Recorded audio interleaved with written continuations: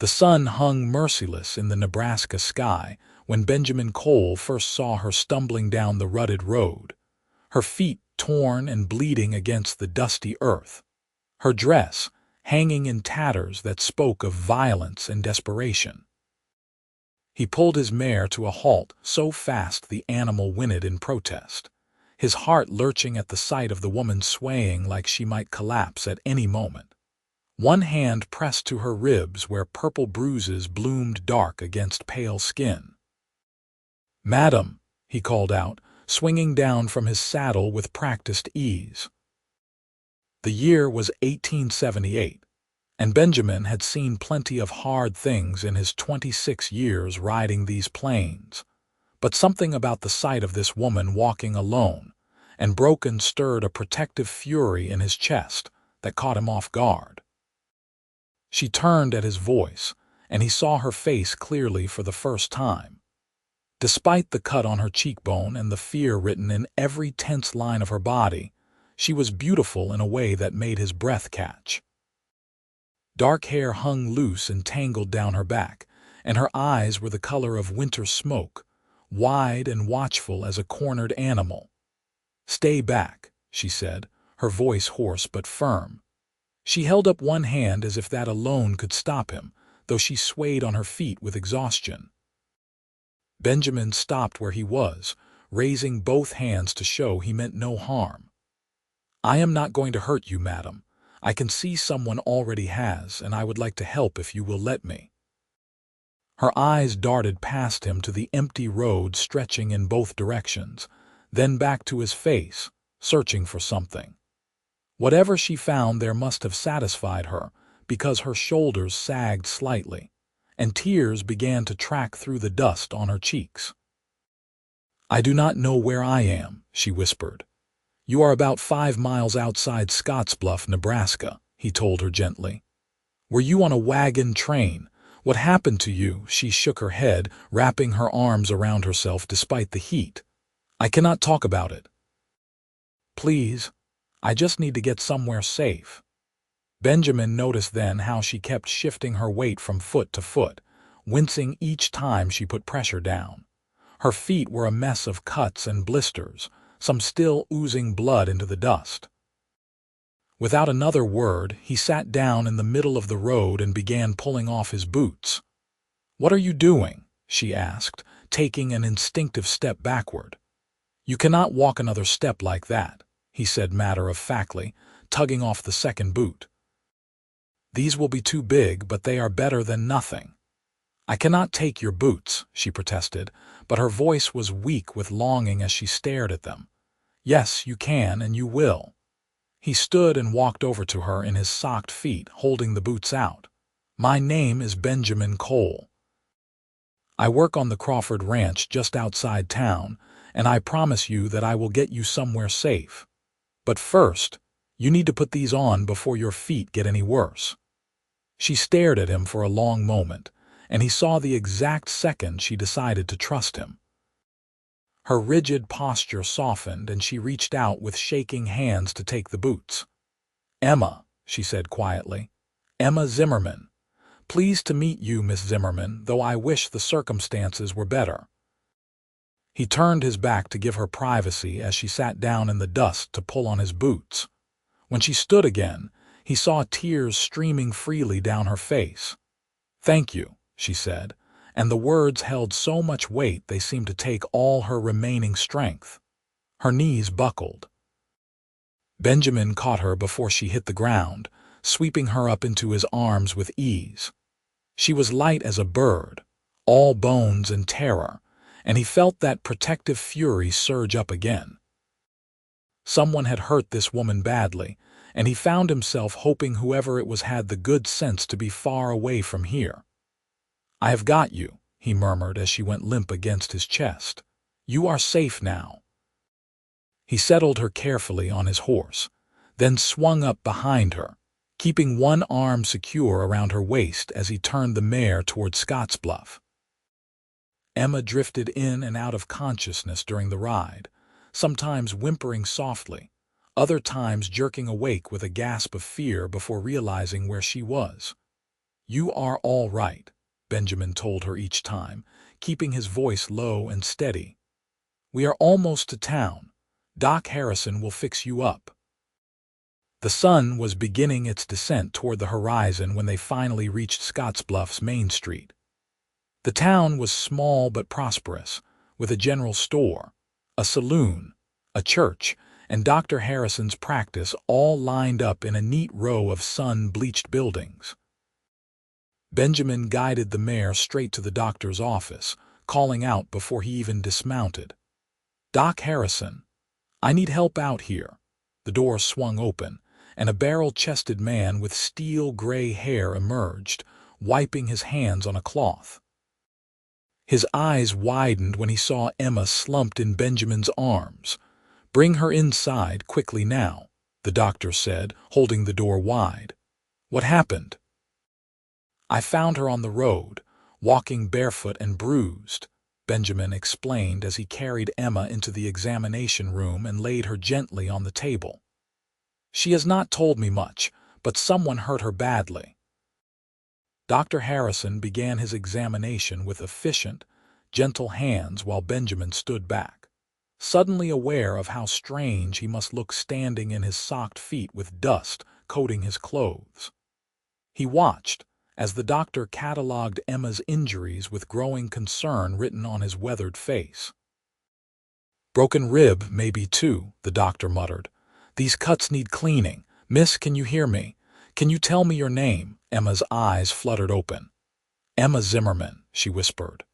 "Well, Miss Zimmerman, you are in a bad way, but nothing here that will not heal with time and rest." "Can you tell me who did this to you?" Her whole body went rigid and she turned her face away. "No." Dr. Harrison and Benjamin exchanged glances. The doctor sighed and patted her hand. "All right, no one will force you, but we need to know if whoever did this might come looking for you." "Are you in danger?" "I do not think so," Emma said, her voice barely audible. "I think I am far enough away now." "Far enough from where?" Benjamin asked before he could stop himself. She looked at him then, really looked at him, and he saw gratitude warring with shame in her gray eyes. "Kansas." "I walked from Kansas." "Jesus, Mary, and Joseph," Dr. Harrison breathed. "That is over 200 miles. How long have you been walking?" "I do not know. A week, maybe more. I lost track of the days." Benjamin felt his chest tighten. She had walked over 200 miles in her bare feet, fleeing from something terrible enough to drive her that far.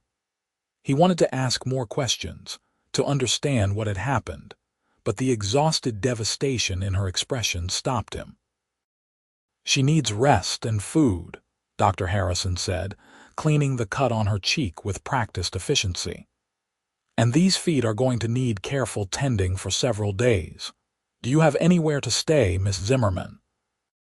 The panic that flashed across her face gave them the answer before she could speak. "The boarding house," Benjamin said immediately. "Mrs. Fletcher runs a respectable place. I can take her there and vouch for her." "I do not have any money," Emma said, shame coloring her cheeks red. "I have nothing at all." Benjamin saw her fighting tears again and made a decision that probably was not wise but felt absolutely right. "Do not worry about that. I will cover your room and board until you get on your feet." "I cannot ask you to do that," she protested, trying to sit up and wincing at the pain in her ribs. "You did not ask. I am offering." He said it firmly, leaving no room for argument. "You cannot sleep on the street and you cannot work until you heal, so let me help." Dr. Harrison wrapped Emma's ribs with strips of clean cloth, his movements gentle despite his rough appearance. "Benjamin Cole, you are either the kindest fool or the foolish kind I have ever met, but I agree with you.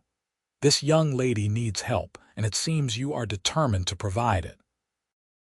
After the doctor finished tending to Emma's injuries, Benjamin helped her down from the table.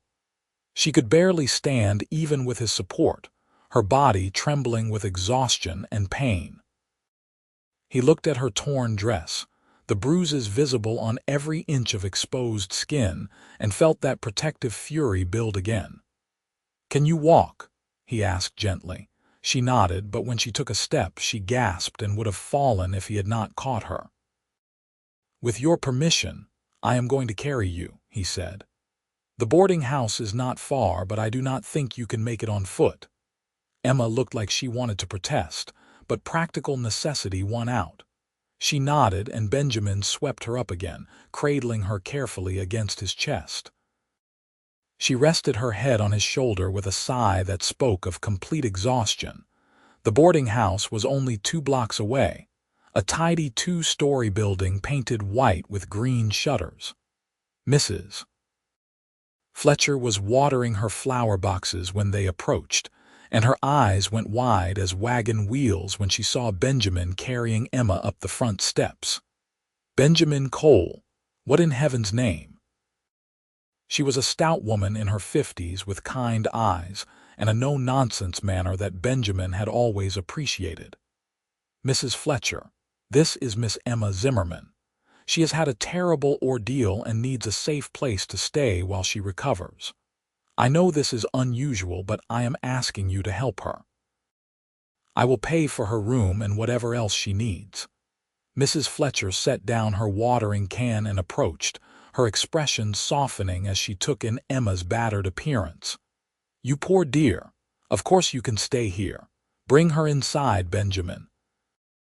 I have a room on the first floor that will be perfect." The room Mrs. Fletcher led them to was small but clean, with a narrow bed, a washstand, and a window that looked out on the street. Benjamin laid Emma on the bed as gently as he could, and she immediately curled onto her side with a soft sound of relief. "I will bring hot water and some clean clothes," Mrs. Fletcher said, already heading for the door. "The poor thing looks half-starved. I will bring food too." When they were alone, Benjamin knelt beside the bed so he could look Emma in the eye. "You are safe here, Miss Zimmerman. Mrs. Fletcher is a good woman and she will take care of you. I will come by tomorrow to check on you if that is all right." "Why are you helping me?" Emma asked, studying his face with those smoky gray eyes. "You do not know me. I could be anyone." Benjamin considered the question. He was not entirely sure himself. Something about finding her on that road, broken but still fighting, had reached into his chest and grabbed hold of his heart. "Because someone needed to," he said finally, "and I happen to be the one who found you." "I will pay you back," she said with fierce determination despite her exhausted state. "Every cent you spend on me I will pay back somehow. Let us worry about that when you are healed," he said gently. "For now, just rest." Mrs. Fletcher returned with an armload of supplies, and Benjamin took that as his cue to leave. He walked back to the doctor's office to retrieve his horse, very aware of the looks he got walking through town in his socked feet. When he finally climbed back into the saddle, his feet were as torn up as Emma's had been. The ride back to the Crawford Ranch gave him time to think about what he had done. He had just committed to paying for a stranger's room and board indefinitely, all because something about her had called to him in a way he could not explain. His savings were not extensive, but he had been careful with his money over the years. He could afford it, at least for a while. The Crawford Ranch was one of the largest in the area, sprawling across several thousand acres of grassland, where cattle grazed under the endless Nebraska sky. Benjamin worked as the head wrangler, managing the horses and training new mounts for the cowboys. It was hard work but honest, and he had been grateful for it since he came to Scottsbluff 3 years ago, fleeing his own past in Texas. He stabled his mare and headed to the bunkhouse, where several of the other ranch hands were playing cards by lamplight. They looked up when he entered, and one of them, a lanky cowboy named Jack, whistled low. "Where the hell are your boots, Cole?" "Gave them away," Benjamin said, sitting on his bunk to examine his sore feet. "You what?" "Found a woman on the road, hurt and barefoot. She needed them more than I did." The men exchanged glances, and Benjamin saw amusement and disbelief warring on their faces. Must have been some woman, Jack said with a grin. Benjamin thought of Emma's gray eyes and fierce determination, the way she had tried to stay strong even when her body was failing. She was, he said simply. He lay awake long into the night, wondering about Emma's story. What had happened to her in Kansas? Who had hurt her so badly that she walked over 200 miles to escape? And why did the thought of her lying alone and hurting in that boarding house room make his chest ache? The next morning, Benjamin borrowed a spare pair of boots from one of the other hands and headed into town as soon as his morning chores were finished. Mrs. Fletcher answered his knock with a smile. She slept through the night, the boarding house owner reported. Woke up once crying from a nightmare, but I sat with her until she settled again. She is awake now if you want to see her. Benjamin found Emma sitting up in bed, looking marginally better than she had the day before. Someone had helped her wash and change into a clean nightgown, and her dark hair was braided loosely over one shoulder. The cut on her cheek looked less angry, and some color had returned to her face. "Good morning, Miss Zimmerman," he said from the doorway, not wanting to intrude.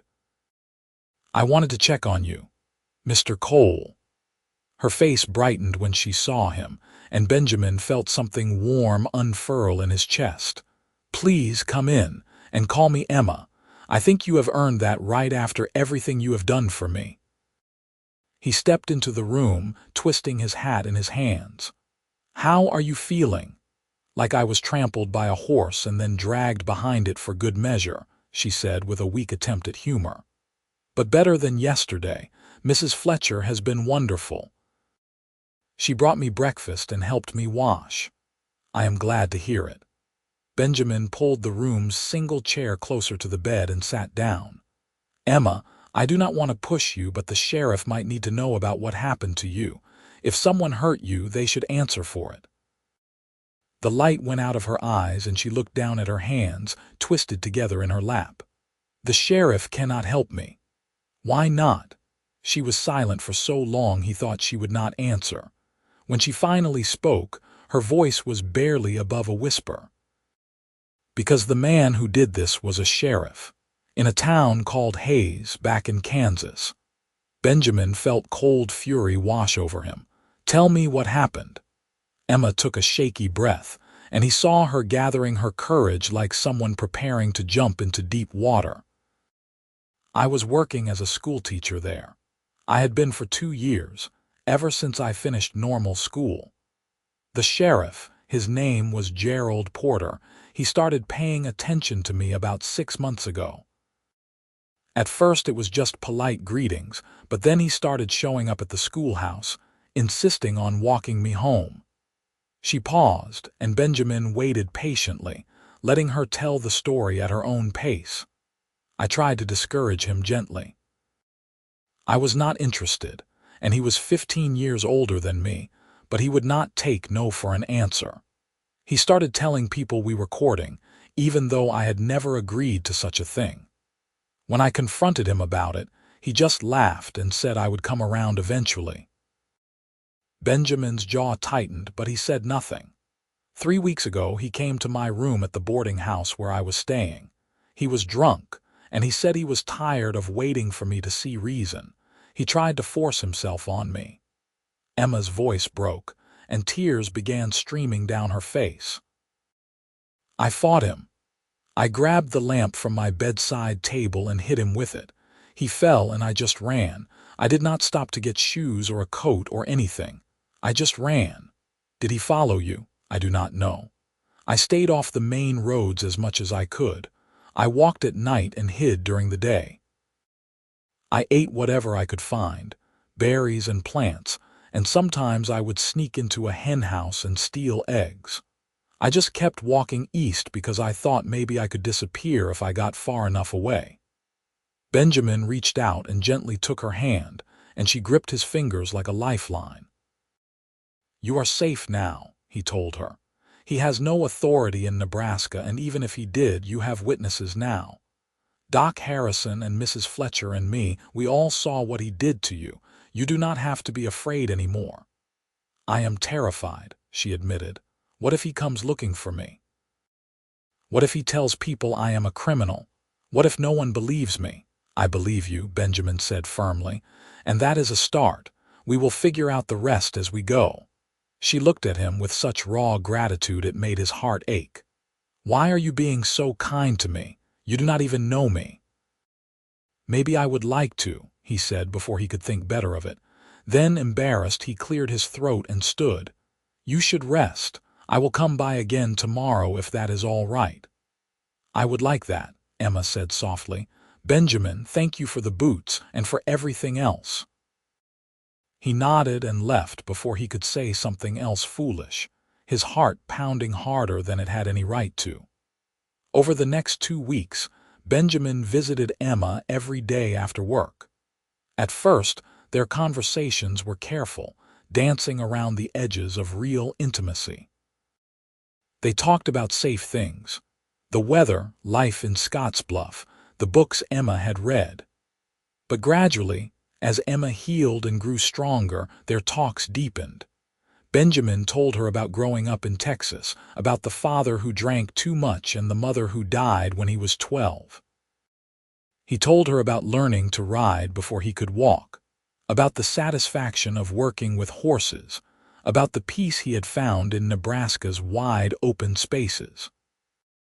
Emma told him about her childhood in Pennsylvania, about the mother who had been a teacher before her, and who had died giving birth to Emma's younger brother when Emma was 10. She told him about that brother, Thomas, who had gone west to California 5 years ago and whom she had not heard from since.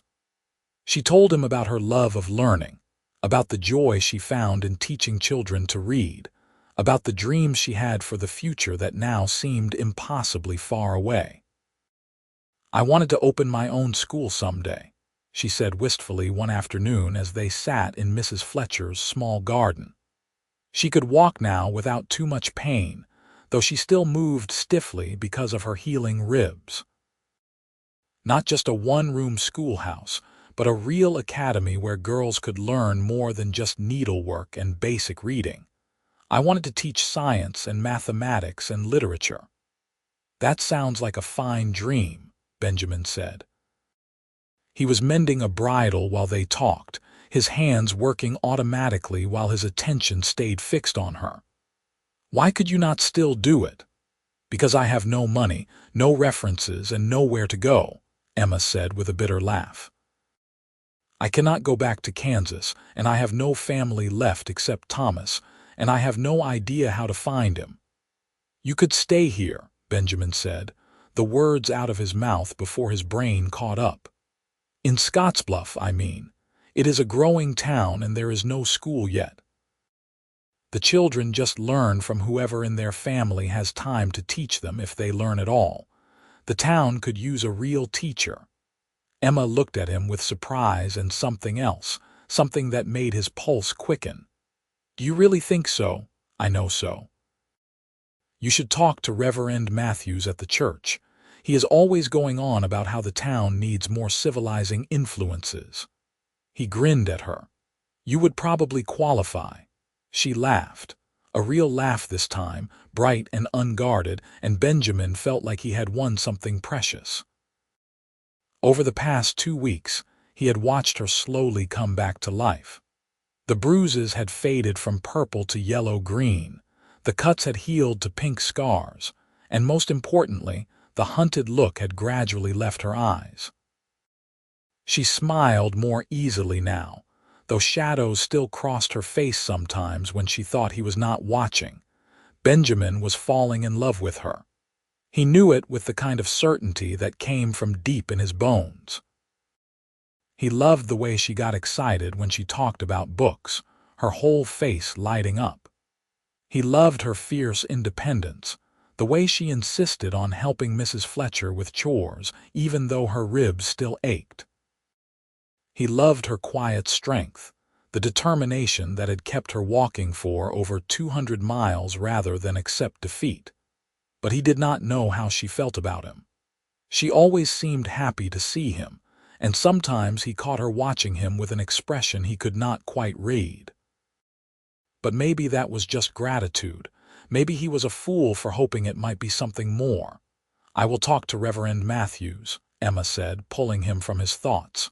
"Thank you, Benjamin, for everything, for believing in me." "That is easy," he said, meeting her eyes. "You are someone worth believing in." The moment stretched between them, charged with something Benjamin did not dare name. Then Mrs. Fletcher called from the house that dinner was ready, and the spell broke.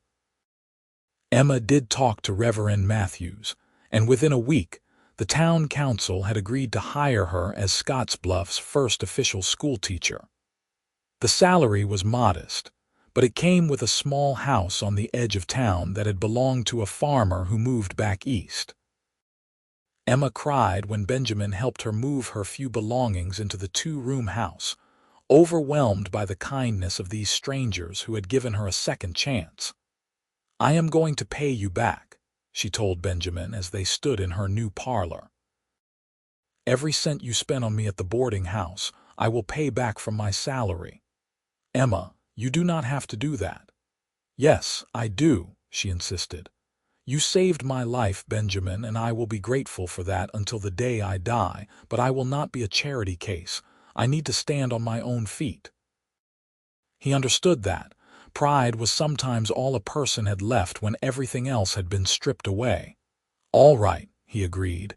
"You can pay me back if it is important to you." "It is." She looked around the empty room, then back at him. "Will you help me get some furniture?" "I do not know where to start, and I trust your judgment." They spent the next few days outfitting Emma's house with basics from the general store and some pieces donated by various townspeople. A bed and a table, chairs and a small stove, curtains for the windows and a rug for the floor. It was modest, but by the time they finished, it looked like a home.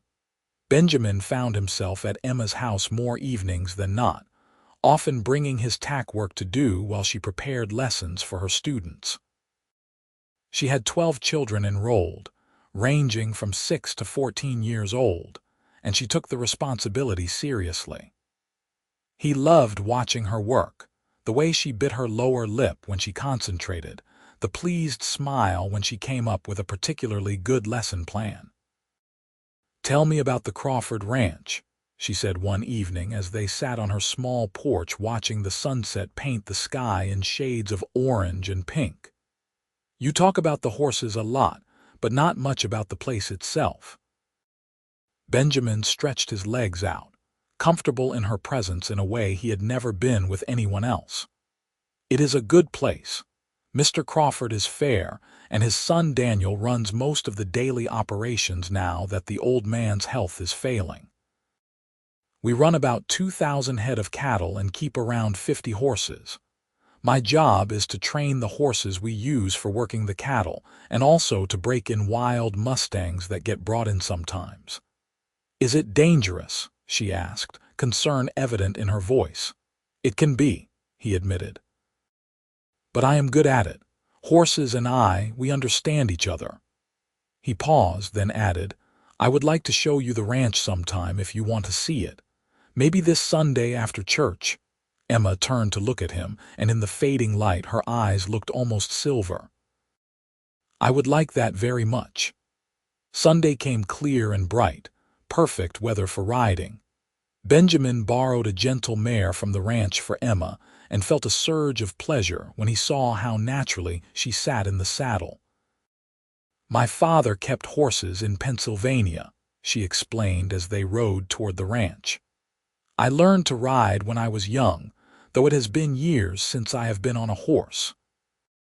The Crawford Ranch sprawled across the landscape, all rolling grassland dotted with cattle and bordered by the distant line of hills.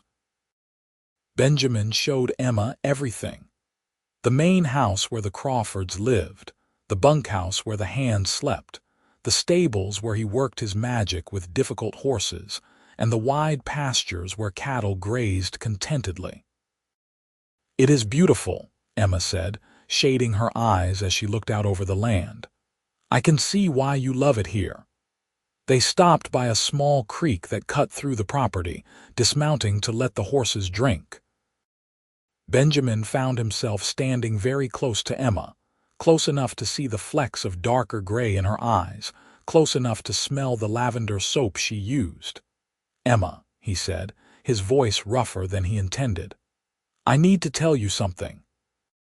She looked up at him, and he saw something in her expression that gave him courage. "I have feelings for you," he said, figuring there was no point in dancing around it. "More than friendship. I think I have had them since the day I found you on that road. I understand if you do not feel the same way, and I do not want to make things uncomfortable between us, but I could not keep pretending I only wanted to be your friend." Emma was quiet for a moment, and Benjamin's heart sank. Then she reached up and laid her palm against his cheek, and his breath caught. "I was hoping you would say that," she whispered. "Because I have feelings for you too. I did not want to presume, and I was afraid that maybe you were just being kind because you felt sorry for me. But Benjamin, you have become the most important person in my life. When I think about the future now, you are always in it." Benjamin cupped her face in his hands, his thumbs brushing gently across her cheekbones. "Can I kiss you, please?" she said, and then his lips were on hers. The kiss was gentle at first, almost cautious, both of them aware of how new and precious this thing between them was. But then, Emma made a soft sound in the back of her throat and pressed closer, and Benjamin deepened the kiss, pouring everything he felt into it. When they finally broke apart, both breathing hard, he rested his forehead against hers. "I love you," he said, because there was no point in holding back now. "I know it is too soon and maybe too much, but I love you, Emma Zimmerman." "I love you too," she said, laughing and crying at the same time. "I think I started falling in love with you when you gave me your boots. No one has ever been so kind to me without wanting something in return." "I want something in return," Benjamin said, pulling back to look at her seriously. "I want your heart. I want your laughter. I want to spend every day making you happy. I want to build a life with you if you will have me." "Yes," Emma said simply. "Yes to all of it." They spent the rest of the afternoon by the creek, talking about the future they would build together. Benjamin wanted to save money to buy his own land someday, maybe start a horse breeding operation. Emma wanted to expand the school, maybe even write a book about teaching methods. They dreamed out loud, weaving their separate hopes into shared plans, and Benjamin thought he had never been happier. As the sun started to sink toward the horizon, they rode back to town holding hands, something neither of them could have managed if they had been thinking clearly. But they were too happy to care about the logistics. In Scottsbluff, they dismounted in front of Emma's house and Benjamin helped her down, his hands lingering on her waist. "I should go," he said reluctantly. "But I will see you tomorrow, you had better," Emma said, reaching up to kiss him once more. "I am not letting you disappear now that I have you." The next months passed in a blur of happiness. Emma threw herself into teaching, and Benjamin was amazed at how quickly she transformed the children of Scottsbluff. They came to her, barely able to read, and left her classroom hungry for knowledge. Parents started commenting on how their children were teaching them things, how education was spreading through families like ripples in a pond. Benjamin and Emma courted properly, with dinners at Mrs. Fletcher's boarding house and walks through town and Sunday afternoons at the ranch. The townspeople accepted their relationship with warm approval, especially once word spread about how Benjamin had found Emma and helped her. People loved a romance and they loved a hero, and Benjamin was definitely both in the eyes of Scottsbluff. But beneath the surface of their happiness, Emma still carried fear. Sometimes Benjamin would catch her staring out the window with a worried expression, or she would flinch at sudden loud noises. She had nightmares sometimes that left her shaking and crying, and on those nights, Benjamin would hold her and promise her over and over that she was safe. "He cannot hurt you here," Benjamin told her one night after a particularly bad dream. They were sitting on her porch, Emma wrapped in a blanket with Benjamin's arm around her shoulders. "Even if he came looking, which I do not think he will, he has no authority here. And you have friends now, people who would stand up for you." "I know that in my head," Emma said quietly. "But my heart does not always believe it. I keep thinking I will wake up one day and this will all have been a dream and I will still be walking down that endless road." "You are not," Benjamin said firmly. "You are here and you are safe and you are loved. Let that be enough." "It is," she whispered, turning to bury her face against his chest. "You are enough, Benjamin. You are everything." 6 months after they met, Benjamin asked Emma to marry him. He did it simply, without a ring because he could not afford one yet, kneeling in her parlor after dinner one evening. "I do not have much to offer you," he said, holding both her hands in his. "I am just a ranch hand with more dreams than money, but I love you with everything I have, and I promise I will spend the rest of my life making you happy if you will let me. Emma Zimmerman, will you marry me?" "Yes," Emma said, pulling him to his feet and into her arms. "Yes, yes, yes. I do not need riches, Benjamin. I just need you." They were married a month later in Reverend Matthews's church, with what seemed like the entire town crammed into the pews to witness. Emma wore a simple blue dress that Mrs. Fletcher had helped her sew, and Benjamin wore his best shirt and pants. He had finally managed to buy her a ring, just a simple gold band, but Emma cried when he slipped it onto her finger as if he had given her diamonds. "I love you," he whispered as the Reverend pronounced them husband and wife. "I love you too," Emma whispered back. "Thank you for finding me on that road." "Thank you for trusting me with your heart," Benjamin said, and then he kissed his wife for the first time. They moved into Emma's house together, though it was cramped with both of them. Benjamin continued working at the Crawford Ranch while Emma taught, and they fell into an easy rhythm. Benjamin would leave before dawn to start his work with the horses, and Emma would head to the schoolhouse mid-morning.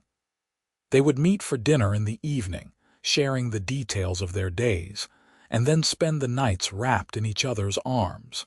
Life was not perfect. Money was tight, and they had to be careful with every cent. Emma still had nightmares sometimes, waking up gasping and afraid until Benjamin could soothe her back to sleep.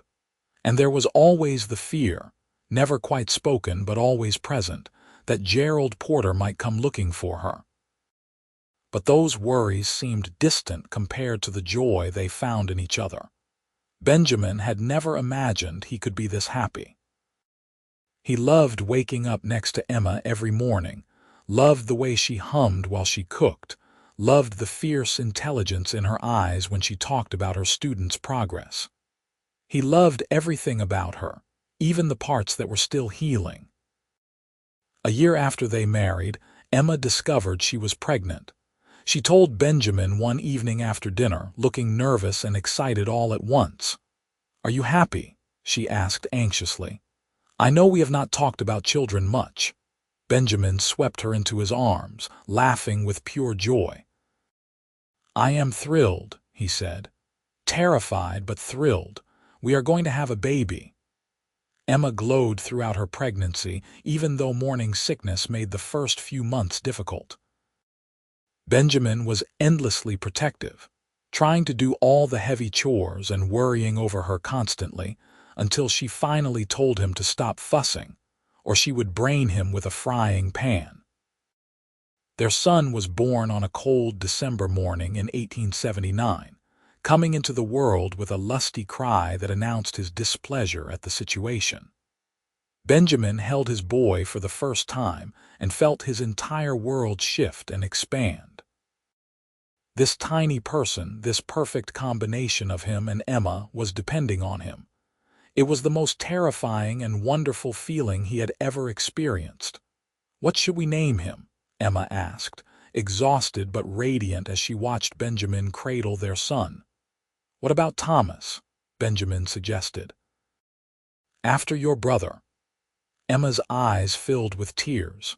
"You would do that, of course. Your brother is important to you, even if you have not seen him in years. And maybe naming our son after him will bring good luck, help us find him someday." So Thomas Cole entered the world, and Benjamin and Emma learned the particular exhaustion and joy of new parenthood. Emma took a few months off from teaching, but by spring, she was back in the schoolhouse with baby Thomas sleeping in a basket nearby. The children were fascinated by the baby, and Emma used their interest to teach lessons about child development and care. Life settled into a new routine, busier and more chaotic than before, but no less happy. Benjamin continued working at the Crawford Ranch, and his reputation as a horse trainer grew. People started bringing him difficult horses from other ranches, horses that other wranglers had given up on, and Benjamin's patient methods worked magic. He began earning extra money from the training work, money he carefully saved. "What are you saving for?" Emma asked one evening as she watched him count their money and carefully record the amounts in a ledger. "Our future," Benjamin said simply. "I want to buy us some land, start our own horse operation. I am tired of working for someone else, Emma. I want to build something that is ours, something we can pass down to Thomas and any other children we might have." Emma came to stand behind him, wrapping her arms around his shoulders. "How close are we?" "Another year, maybe 2, and we will have enough for a down payment on a piece of land east of town. It is not much, maybe 100 acres, but it would be ours." "Then we will keep saving," Emma said, kissing the top of his head. "I believe in your dream, Benjamin." "I believe in us."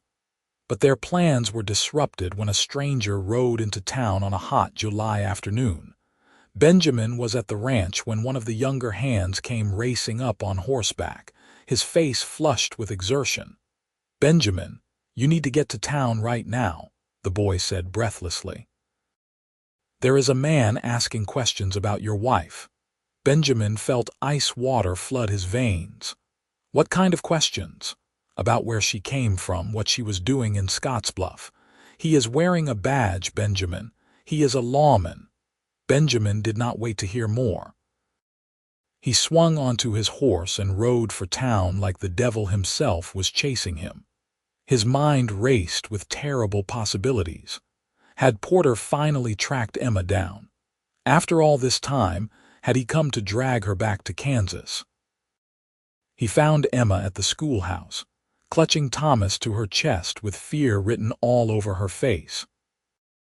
A man in a sheriff's uniform stood near the door, and Benjamin felt murderous rage when he saw how Emma was pressed back against the far wall, trying to keep as much distance as possible between herself and the stranger. "Get away from my wife," Benjamin said, his voice deadly quiet as he stepped between Emma and the lawman. The sheriff held up both hands. "Easy now, I am not here to cause trouble. I am Sheriff William Hayes from Hayes, Kansas, and I am looking for information about Gerald Porter." "What about him?" Emma asked, her voice shaking. Sheriff Hayes looked at her with something like sympathy. "You are Emma Zimmerman, right? Or I guess it is Emma Cole now. I heard you got married." "What do you want?" Benjamin demanded. "I want to tell you that Gerald Porter is dead," the sheriff said bluntly. "He died 3 months ago." Emma gasped, and Benjamin felt her grab onto his arm for support. "How?" she whispered. "Turned out you were not the first woman he had hurt," Sheriff Hayes said, his expression grim. "After you disappeared, another woman came forward, then another. Seems Porter had been abusing his authority for years, and folks had just been too scared to say anything. When the truth came out, he barricaded himself in his house. There was a standoff. He came out shooting, and one of my deputies shot him." Benjamin felt Emma start to shake, and he wrapped his arm around her waist, holding her upright. "Why did you come all this way to tell us?" he asked.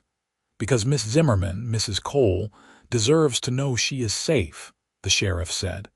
She deserves to know that Porter will never hurt anyone again. And she deserves to know that people believed her, even if she was not there to see it. People believed me, Emma said, and Benjamin heard the wonder and pain in her voice. Yes, madam. The whole town knows what he was now. There is no warrant for you. No one is looking to bring you back. You are free. Emma started crying then, great heaving sobs that shook her whole body. Benjamin held her and Thomas both, supporting them while years of fear and trauma finally broke open and spilled out. Sheriff Hayes quietly excused himself, and Benjamin was distantly aware of the schoolchildren being ushered out by some of the townspeople who had gathered. When Emma finally calmed down enough to speak, she looked up at Benjamin with red, swollen eyes. "It is over," she said. "It is really over." "It is really over," Benjamin agreed, kissing her forehead. "You are safe, love. You were always safe, but now you know it." That night, after they had put Thomas to bed and were lying in their own bed wrapped in each other's arms, Emma talked about Kansas for the first time since she had told Benjamin the bare bones of what happened. "I felt so ashamed," she said quietly. "I kept thinking it must have been my fault somehow, that I must have done something to encourage him. I blamed myself for not being firmer in my rejections, for not telling someone what was happening. I was so scared that no one would believe me if I accused a sheriff of trying to hurt me." "It was not your fault," Benjamin said fiercely. "Nothing about what he did was your fault, Emma. He was a man with power who abused it. That is on him, not you." "I know that now," she said, "but it has taken a long time to believe it. Knowing that other women came forward, that they were believed, that justice happened even without me there, it helps. It helps so much." "You are the strongest person I know," Benjamin told her. "You walked over 200 miles to escape. You rebuilt your life from nothing. You made a home here and a career and a family. Gerald Porter tried to break you, but he failed. You won, Emma." She turned to look at him, and even in the darkness, he could see the love in her eyes.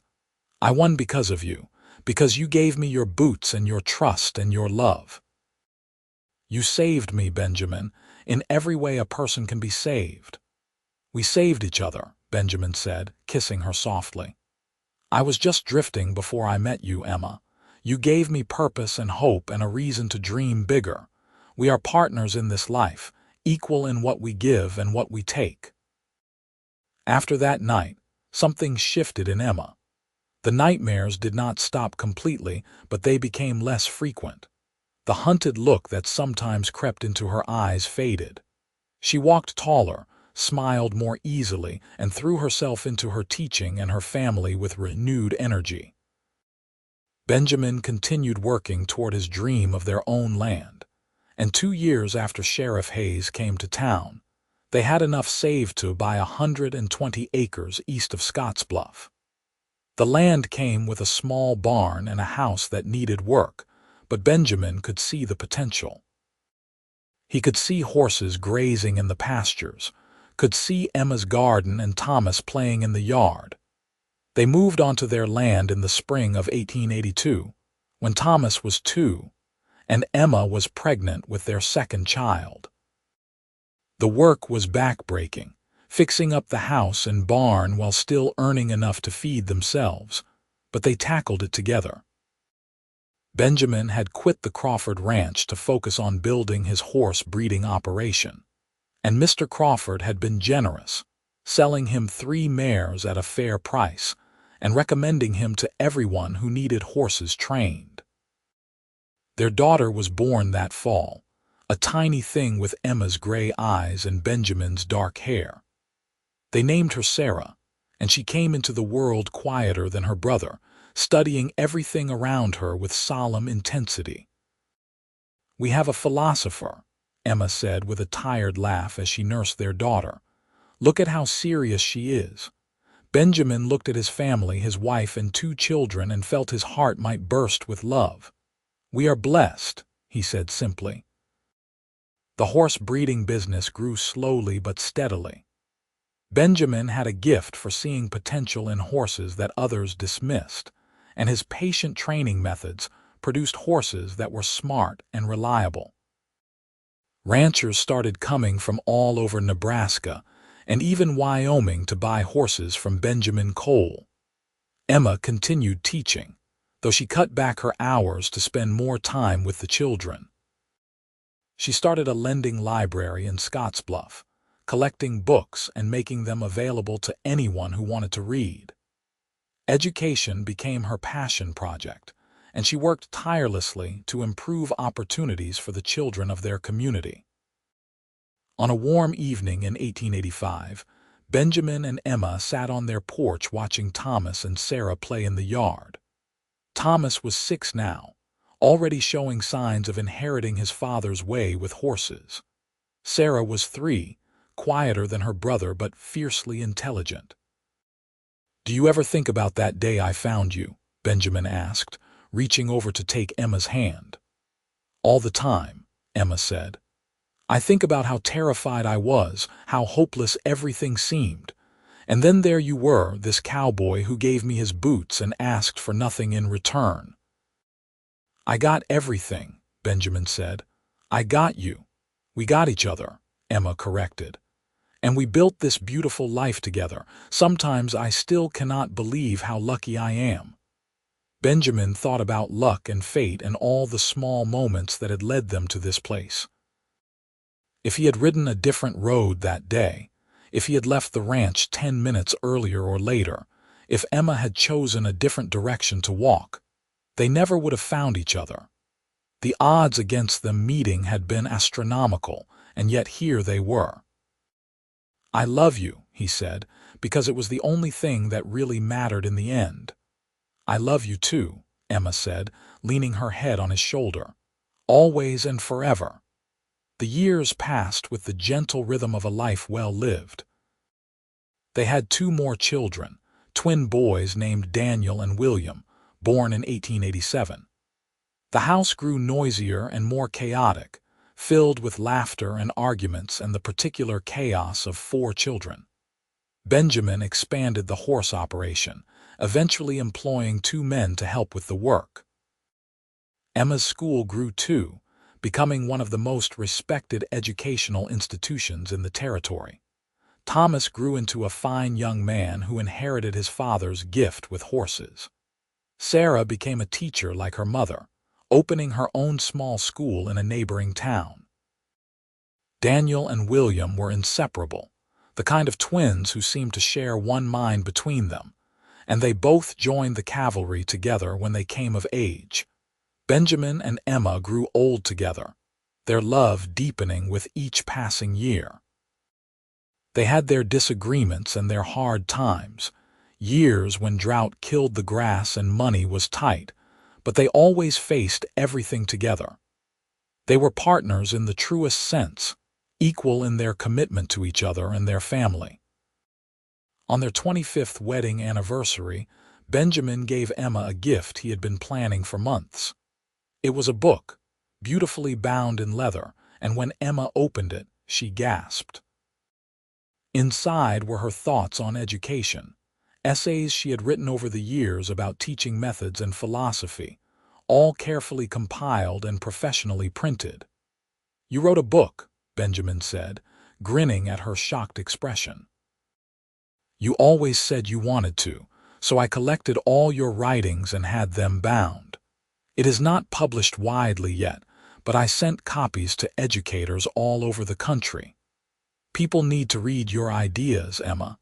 You are brilliant and the world should know it." Emma cried and laughed and kissed him thoroughly, and Benjamin thought he had never seen her more beautiful than she was in that moment. Her face lit up with joy and surprise. "How did I get so lucky?" she asked, holding the book like it was made of gold. "We both got lucky," Benjamin said. "The day I found you on that road was the luckiest day of my life." As they aged, they spent more time on the porch watching the sunset, less time working themselves to exhaustion. They became grandparents, then great-grandparents, their family tree spreading and growing in directions they could never have imagined when they were young. Benjamin was 68 when his health started to fail. His heart had never been quite right, the doctor said, probably damaged by years of hard work and stress. Emma nursed him tenderly, and on good days, they would sit together and remember. "You remember the first time you kissed me?" Emma asked one afternoon as they sat by the creek on their property. "By the creek at the Crawford Ranch. I remember thinking I would die if I did not kiss you," Benjamin said with a laugh that turned into a cough. "I remember how soft your lips were, how right it felt." "I remember thinking that I had finally found home," Emma said quietly. "Not a place, but a person. You were my home, Benjamin, from that first day." "You were mine too," Benjamin said, taking her hand. His grip was weaker than it used to be, but the love in his touch was as strong as ever. "Every day with you has been a gift, Emma. Even the hard days. Especially the hard days because we faced them together." Benjamin lived another 3 years, and when he finally passed away peacefully in his sleep with Emma beside him, he did so with a smile on his face. Emma grieved him deeply, but without bitterness. They had been given 48 years together, and every one of those years had been filled with love. Emma lived another 7 years after Benjamin died, surrounded by children and grandchildren and great-grandchildren who all loved her fiercely. She continued writing about education almost until the end, her mind sharp even as her body failed. When she died at the age of 79, she was laid to rest next to Benjamin under a cottonwood tree on the land they had built together. On her headstone, their children had inscribed, "She was found wandering and broken, but love made her whole. Together they built a legacy that will endure forever." And it did endure. Their descendants spread across the West, carrying with them the story of how Benjamin Cole gave Emma Zimmerman his boots on a dusty Nebraska road, and how that simple act of kindness grew into a love that shaped generations. The house they built still stood, maintained by family members who understood its importance. The land they had worked so hard to acquire remained in the family, a testament to their dreams and determination. People in Scottsbluff still told the story decades later, how the cowboy had given the wandering woman his boots, how they had built a life together from nothing but love and hard work. It became the kind of story parents told their children, a reminder that kindness matters, that love can heal even the deepest wounds, that hope can be found even on the most desperate roads. In the end, that was their legacy. Not just the land or the horses or the school or the children, though all of those things mattered. Their real legacy was the proof that two broken people could find each other in the vast emptiness of the West and build something beautiful together. That a moment of compassion on a dusty road could change the course of 2 lives, weaving them together into a story that would outlast them both. Emma had walked over 200 miles fleeing from violence and fear, her feet torn and her spirit nearly broken. Benjamin had given her his boots, yes, but he had given her so much more. He had given her safety and trust and love. He had given her a home and a family and a future. He had given her back herself, and Emma had given Benjamin just as much. She had given him purpose and joy, and a reason to dream bigger than he ever had before. She had filled his life with laughter and children and love so deep it became the foundation of everything he built. She had taught him that he was capable of more than he ever imagined, that together they could overcome any obstacle.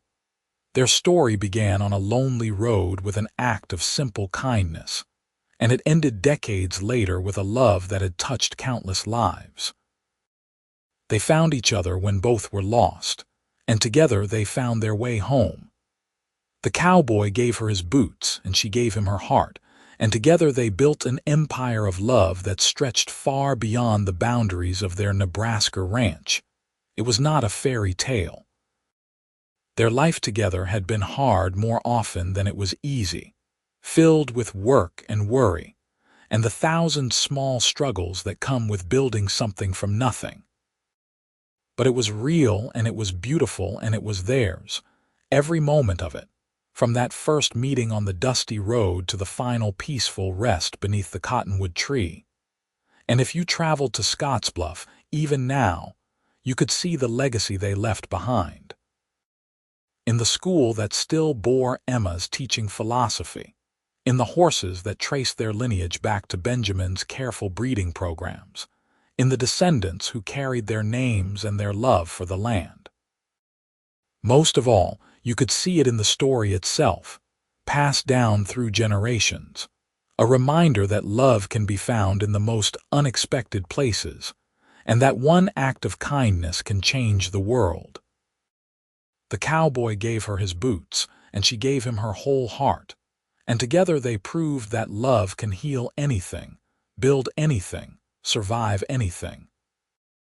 Together they wrote a story that would never be forgotten, a story that began with wandering feet and ended with a home full of love, a story that proved that sometimes the greatest adventures start with the simplest acts of human kindness. Benjamin Cole and Emma Zimmerman Cole lived and loved and built a life together that became the stuff of legend. And in the end, what more could anyone ask for than to be remembered for love? What greater legacy could there be than knowing your story would inspire others to choose kindness, to choose hope, to choose love, even when the world seems dark and the road ahead seems impossible?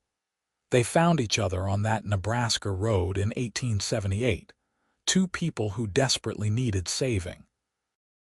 And they saved each other, not through grand gestures or dramatic rescues, but through the steady, patient work of choosing each other every day for the rest of their lives. The cowboy gave her his boots, and she gave him her forever, and together they created something that death itself could not diminish. Their love story ended the way all love stories should end, not with a dramatic finale, but with a quiet, peaceful conclusion to a life well lived together. They loved and they built, and they created a family that would carry their legacy forward. They took their pain and their fear and their loneliness and transformed it into something beautiful. They proved that it is never too late to start over, never too late to find love, never too late to become the person you were always meant to be. And somewhere, perhaps, in whatever comes after this life, Benjamin and Emma found each other again. Perhaps they walked together through fields of tall grass under an endless sky, and perhaps Benjamin was wearing his boots again, and perhaps Emma was laughing that bright, unguarded laugh that he loved so much. Perhaps they were young again, or perhaps they carried the wisdom of their years together. It did not really matter.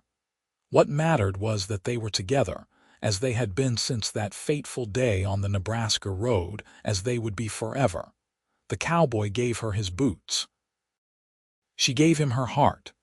And together, they built a love that would endure long after both of them had returned to the dust of the land they loved. That was their story, simple and profound, heartbreaking and hopeful, as wild and beautiful as the West itself. And it was a story that deserved to be told and retold, a reminder that love can bloom even in the harshest soil, that kindness is never wasted, and that sometimes the best things in life begin with the smallest gestures. Benjamin and Emma Cole. Their names might be forgotten by history, but their legacy lived on in every descendant who chose kindness, in every person who heard their story and decided to take a chance on love, in every act of compassion that echoed down through the years. The cowboy gave her his boots, and in doing so, he gave her a future. She gave him her trust, and in doing so, she gave him a purpose. Together they gave each other everything that matters, love, family, home, and a story worth telling. And that, in the end, is all any of us can hope for. To love and be loved, to build something that outlasts us, to leave the world a little better than we found it. Benjamin and Emma did all of that and more.